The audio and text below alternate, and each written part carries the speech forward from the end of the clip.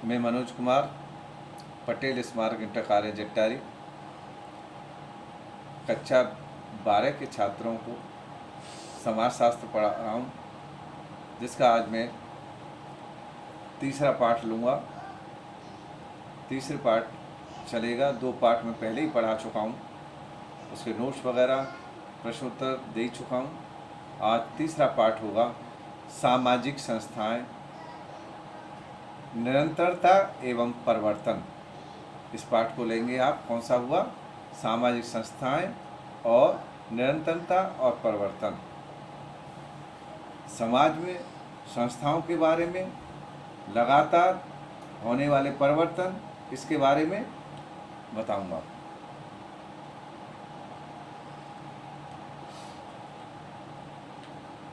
हमने जैसे दूसरे अध्याय में, दूसरे पाठ में आपको बताया था, जनसंख्या की संरचना के बारे में बताया था। उसको गतिशीलता को बारे में पढ़ाने के बाद अब हम सामाजिक संस्थाओं का अध्ययन करेंगे। जनसंख्या में सिर्फ अलग अलग संबंधित व्यक्तियों का जमघट नहीं, लेकिन अनेक प्रकार के अलग अलग संबंधित वर्गों और समुदायों से बना हुआ एक समाज है। समुदायों में सामाजिक संस्थाएं और संबंधों के द्वारा बने हुए संचालित हैं। इस पाठ के अंतर्गत भारतीय समाज की 3 संस्थाओं का विस्तार से हम पढ़ाएंगे, जिसके नामक जातीय, जनजातीय और परिवारों के बारे में आपको बताएंगे। सबसे पहले हम लेते हैं आपकी जाति और जाति व्यवस्था के बारे में आपको बताते हैं। जाति है क्या और इसकी व्यवस्था किस प्रकार चलती है।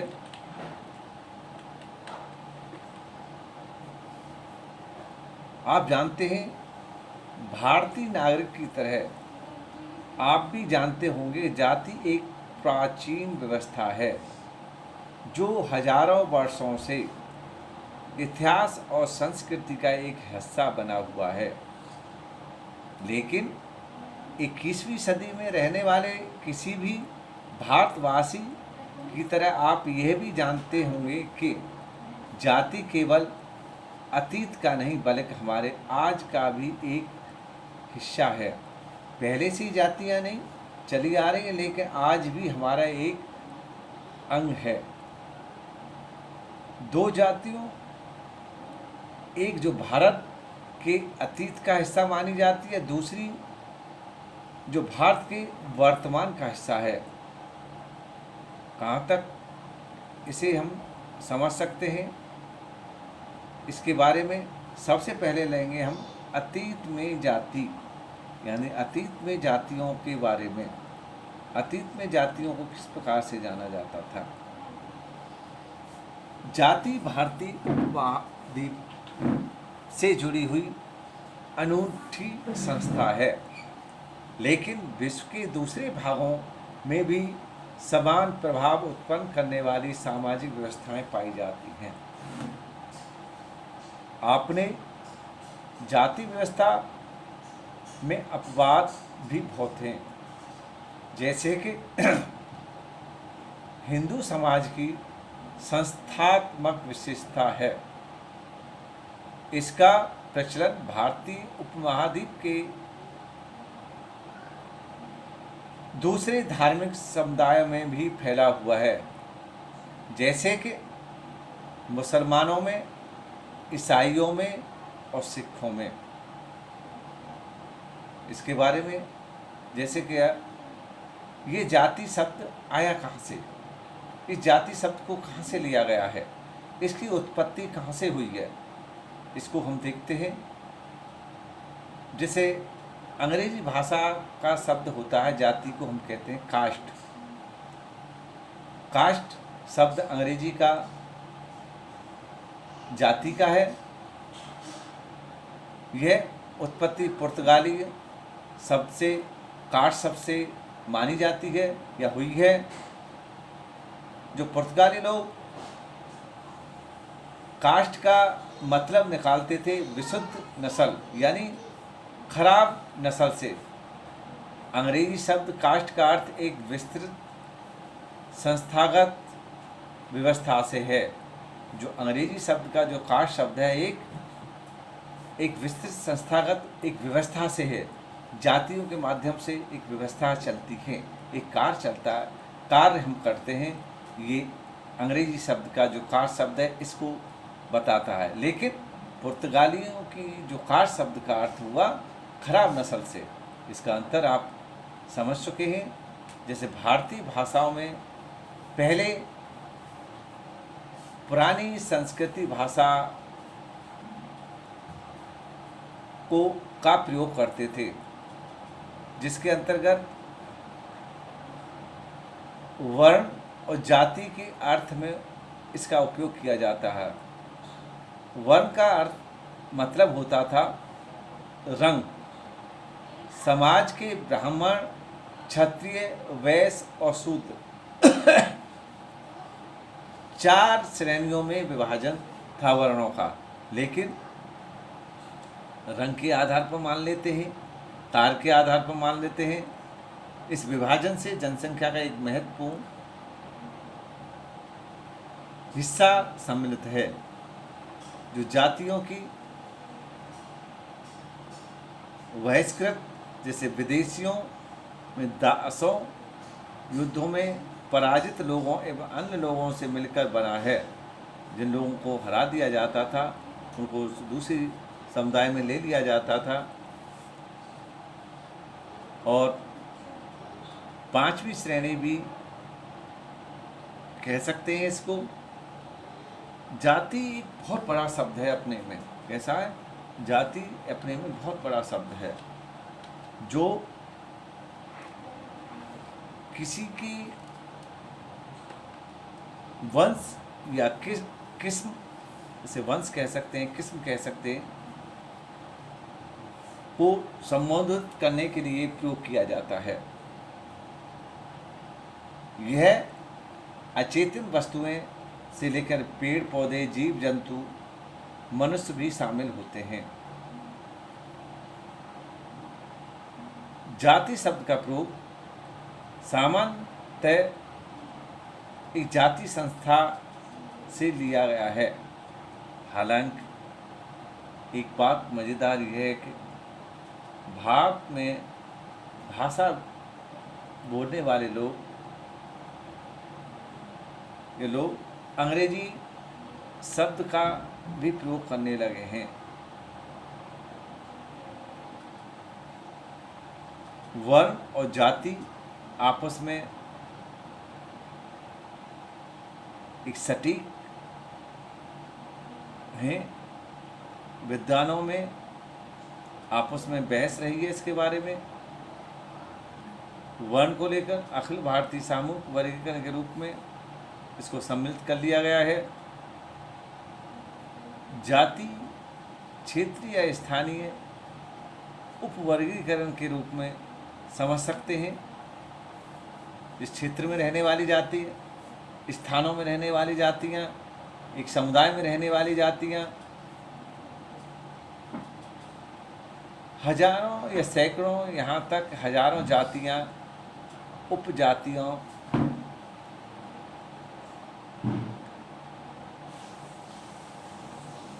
से बनी हुई हैं।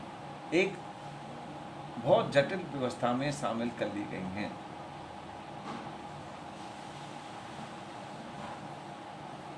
भारत में वर्णों का वर्गीकरण एक जैसा है, पूरे भारत में एक समान है। जाति वर्गीकरण क्षेत्रों से है, जो एक क्षेत्र से दूसरे क्षेत्र में बदलाव होता रहता है।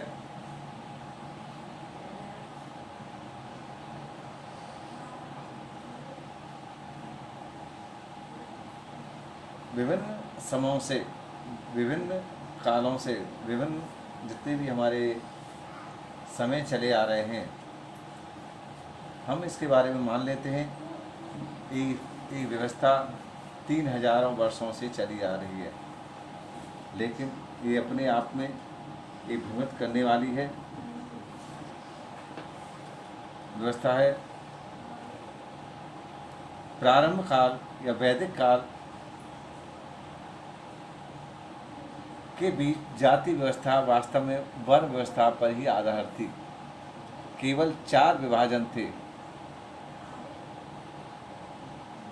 यह विभाजन बहुत कठोर व्यवस्था में नहीं थे, यानी जन्म से निर्धारित नहीं होते थे।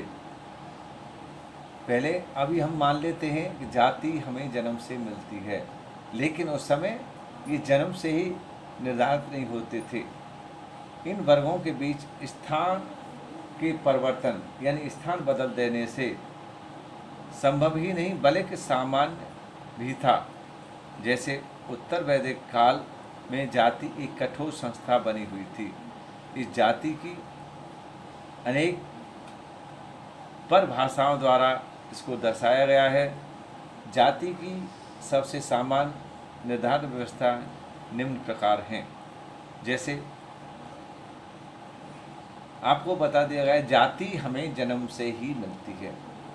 जब बच्चा गर्भ में होता है तो उसकी कोई जाति नहीं होती है, लेकिन जैसे ही जन्म लेता है बच्चा, जिस परिवार में, कुल में, समाज में जैसे ही जन्म लेता है तो उसे की जाति मिल जाती है। इसका मतलब हुआ जाति का नाम दे दिया जाता है बच्चे को। तो इसका मतलब हुआ जाति जन्म से निर्धारित होती है। एक बच्चा अपने माता पिता की जाति में ही जन्म लेता है। जाति कभी चुनाव का विषय नहीं होती। जाति के लिए कोई चुनाव नहीं किया जाता। हम अपनी जाति को कभी बदल नहीं सकते, छोड़ नहीं सकते, और इस बात का हम चुनाव भी नहीं कर सकते कि हम इस जाति में शामिल होना चाहते हैं या नहीं। जैसे एक व्यक्ति को उसकी जाति से हम निकाल भी नहीं सकते हैं। जाति व्यवस्था जाति की सदस्यता के साथ विवाहों से संबंधित कठोर नियम शामिल होते हैं। जैसे जाति समूह सजाति होते हैं, जो एक जाति में अपनी जाति में शादियां करते हैं, वो सजाति होती हैं। अर्थात दूसरे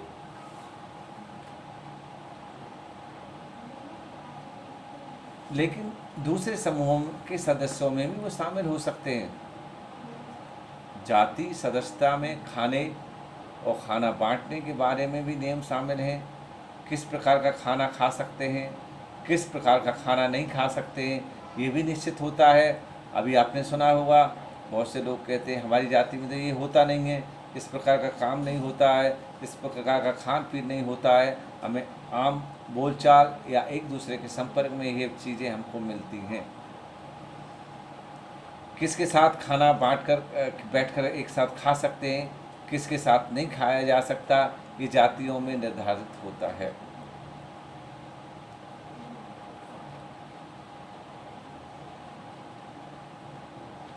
जातियों की श्रेणी परिस्थिति के एक अधिक क्रम में संयोजित अनेक जातियों की एक व्यवस्था में शामिल होती हैं। सैद्धांतिक तौर पर व्यक्ति की एक जाति होती है और सभी जातियों के अतिक्रम एक निर्धारित स्थान भी होता है। जहाँ तक अनेक जातियों की स्थिति विशेषकर एक क्षेत्र से दूसरे क्षेत्र में बदल सकती है। ये अधिक्रम, ये प्रक्रिया चलती रहती है। जातियों में उप विभाजन भी होते हैं। जातियों में हमेशा उपजातियां भी होती हैं। कभी कभी उपजातियों में उपजातियां होती हैं। जैसे जातियों कार्यों से जुड़ी हुई होती हैं, कार्यों मतलब व्यवसायों से जुड़ी होती हैं। एक जाति में जन्म लेने वाला व्यक्ति उस जाति में जुड़े हुए व्यवसाय को ही अपनाता है, लेकिन व्यवसाय वंशानुगत होते हैं, यानी जो कार्य होते हैं वो वंशानुगत चले आते हैं, पीछे से ही हमें मिलते हैं।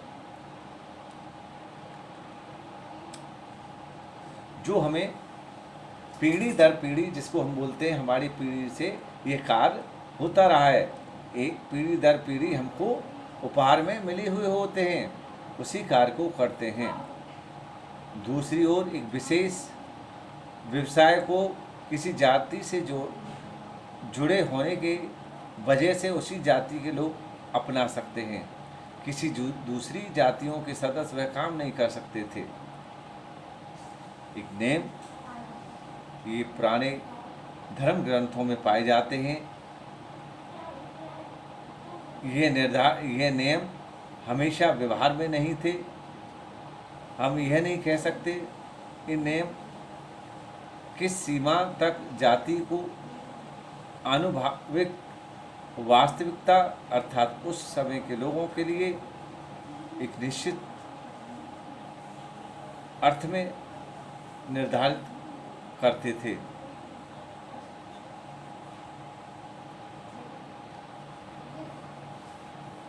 ऐतिहासिक सूत्रों के मुताबिक यह साफ हो जाता है जातियों के मामले में कि जाति एक असमान संस्था थी।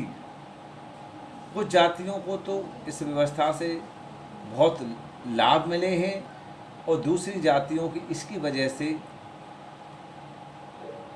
अधीनता कभी भी न समाप्त होने वाले श्रम का जीवन जीने का दंड भुगतना पड़ा। जैसे उसी जाति के अंदर रहते हुए उनको दंड सहना पड़ा, किसी को इसको फ़ायदा हो गया, किसी को जाति की वजह से काफ़ी उसका हर्जाना भुगतना पड़ा, काफ़ी प्रताड़ना मिलती रही। सबसे महत्वपूर्ण बात यह है कि जब जाति जन्म द्वारा कठोरता से निर्धारित हो गई, जाति हमको जन्म से मिल गई, जन्म से हम जाति की पहचान हो जाती है।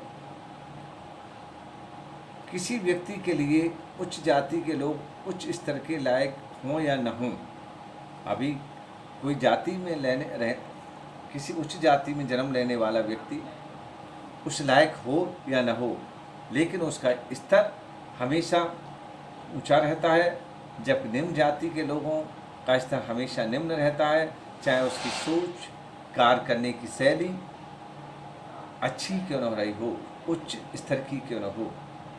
यह व्यवस्था सिद्धांतों के मिश्रण के रूप में हम समझ सकते हैं। यह भिन्नता आपस में एक दूसरे को अलग करती है। दूसरी जाति से अलग हो सकती है। ये व्यवस्था प्रत्येक जाति में अलग अलग नियम और कानून पाए जाते हैं। जातियों के अंदर अधिकांश लोग अनेक धर्म के नियमों की रूपरेखा जातियों से मिश्रित होने से बचाने के अनुसार बनाई गई हैं कि वो उस धर्म को मानने वाला है, उस अन्याय को मानने वाला है कि वो जातियों से धर्म हमारे होते हैं, ये जातियों से अलग होते हैं। अब इन जातियों के धर्म को मानने वाले लोगों पर कोई प्रतिबंध नहीं होता है कि इस धर्म को वही जाति का मानेगा। इसलिए इस व्यवस्था को, इस जाति को अलग करने के लिए कुछ धर्म बनाए गए हैं। इन नियमों में शादी, खान पान, सामाजिक, आपस में अंतःक्रिया से लेकर कार्य करने तक कुछ नियम शामिल होते हैं। वहीं दूसरी ओर दूसरी जातियों का कोई व्यक्तिगत अस्तित्व नहीं है।